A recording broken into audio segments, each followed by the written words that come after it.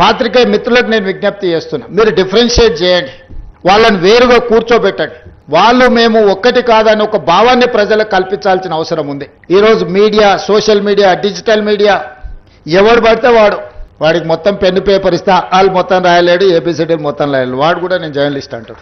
ఏం జర్నలిస్ట్ అంటే నేను సోషల్ మీడియా జర్నలిస్ట్ అంటాడు. మన పేరు పక్కనే జర్నలిస్ట్ అని పెట్టుకుంటాడు. అది మొత్తం వాళ్ళ ఇంటి పేరే అయినట్టు, వాళ్ళ తాతలు ముత్తాతల నుంచి జర్నలిజంలో పుట్టి పెరిగినట్టు జర్నలిస్ట్ ఎల్లయ్య, జర్నలిస్ట్ పుల్లయ్య అని పెట్టుకుంటారు. వాడు ఎప్పుడైనా జర్నలిజం స్కూల్లోనే చదివిండా, లేకపోతే ఓనమాలు మొత్తమాన్ని వస్తాయంటే ఆ రెండు రావు. జర్నలిజం అక్షరం ముక్క కూడా.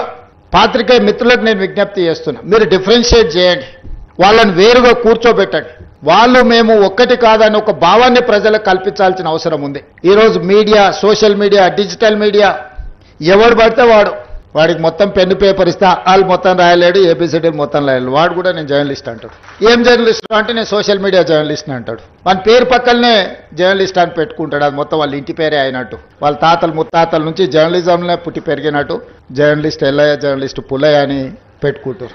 వాడు ఎప్పుడైనా జర్నలిజం స్కూల్లోనే చదివిండా, లేకపోతే ఓనమాలు మొత్తమాన్ని వస్తాయంటే ఆ రెండు రావు. జర్నలిజం అక్షరం ముక్క కూడా.